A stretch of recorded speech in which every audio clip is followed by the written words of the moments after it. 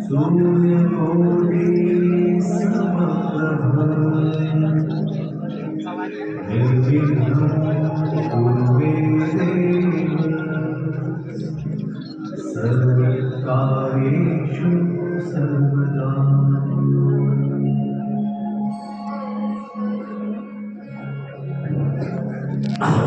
अच्छा, महाकाय सूर्यकोटि समप्रभ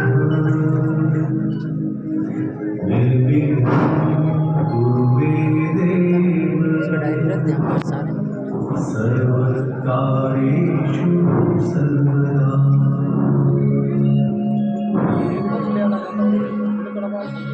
थैंक यू सो मच।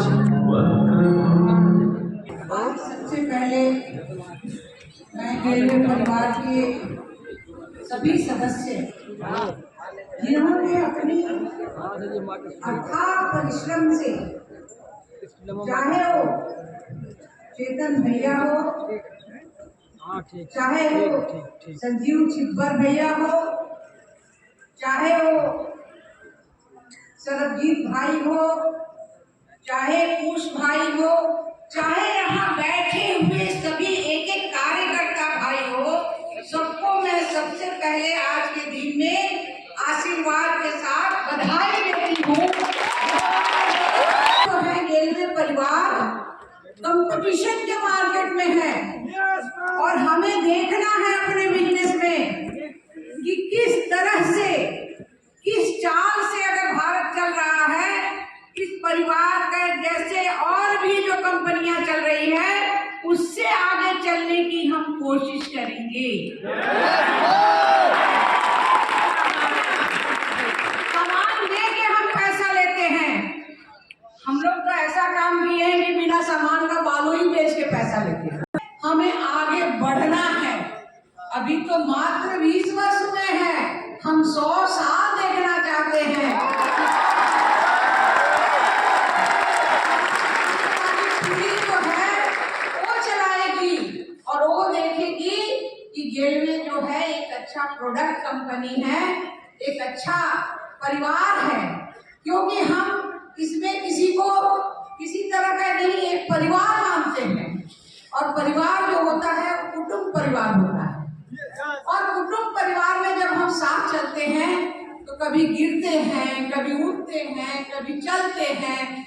तो चलते चलते हमने सीखा है, हमने निराश होने के लिए नहीं सीखा, हमने हमेशा आशावादी बन के चलते हैं और उस मंजिल को छूते हैं, क्योंकि हम उस संस्कृति के, उस समाज से आते हैं जिस देश से हम थकेंगे, लेकिन अंत में हमें उदाहरण है कि हमने हमेशा सोना की चिड़िया कहलाने वाले, अपनी सभ्यता की रक्षा करने वाले लोग आज राम मंदिर के लिए कितनी लड़ाई लड़े, लेकिन लड़ते लड़ते आज राम मंदिर हम वही बनाए जहां रामलला का जन्म हुआ।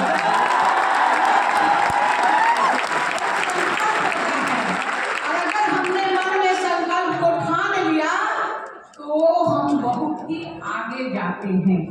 इसलिए इस कंपटीशन के जमाने में, इस मॉडर्न के जमाने में हमें भी मॉडलाइज बनना पड़ेगा। हमें भी ऐसा मॉडल नहीं कि अपनी संस्कृति छोड़ दें, हम किसी का लूट ले, ऐसा नहीं। हमें हमेशा ईमानदारी के साथ, अपनी देश की रक्षा के साथ, अपनी समाज की सुरक्षा के साथ, अपने परिवार को कुटुंब मानते हुए जो बच्चे हमारे साथ आते हैं उनके साथ मिलकर हम आगे बढ़े, क्योंकि कहा गया है कि कर बुलंद इतना से खुदा पूछे कि तेरी रजा क्या है। तुम्हारा रेलवे क्या है, तुम बताओ कि मेरा रेलवे ये है। और जिस दिशा में, अगर हवा जो दिशा में जाती है उस दिशा में भी हमें जाने की आवश्यकता है। आज पुनः इस 20 वर्षों के लिए मैं पुनः बहुत बहुत बधाई देती हूँ। बहुत बहुत धन्यवाद। Thank you so much ma'am. जितने हमें टिप्स दिए हैं, अब अगला संबोधन मैं चाहूँगा माननीय सीपी सिंह सर से कि सर आए और अपना बिल्कुल है सर।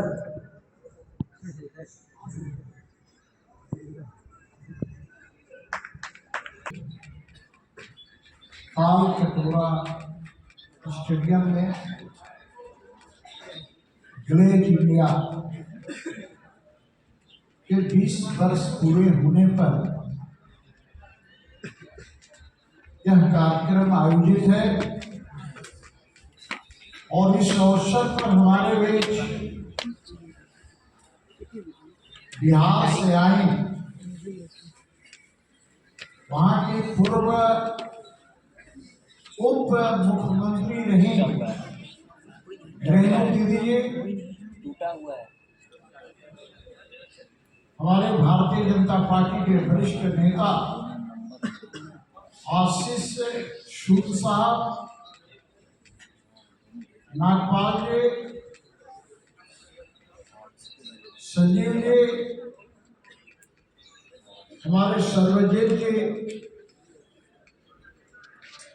और आप सबों के चहेते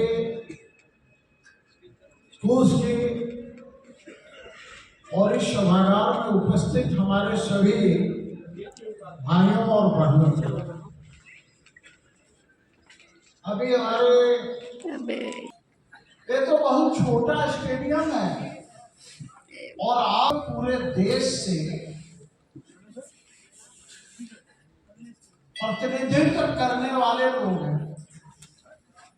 नहीं तो झारखंड में मैंने देखा और डिस्ट्रिक्ट कैपेसिटी पहले ग्लेज इंडिया को और उससे जुड़े हुए तमाम लोगों को अपनी ओर से शुभकामनाएं प्रेषित करता हूं और यही कहता हूं 1000 miles begins from a small step। तो 20 साल पहले जब शुरुआत हुआ होगा उस समय और आज में बहुत अंतर आया होगा। आप सब स्पष्ट रूप से परिलक्षित हो रहा है। परसों में तो परसों रात में मुझे शादी में एक सजन बैठे, उन्होंने कहा कि आपको मैं पहली बार देखा था, विश्वास नहीं करना, यहाँ तो ग्लेज इंडिया में है वो भाई, ग्लेज इंडिया पर विश्वास करो लेकिन राजनीति में कोई झूठा बोलो उस पर करी विश्वास।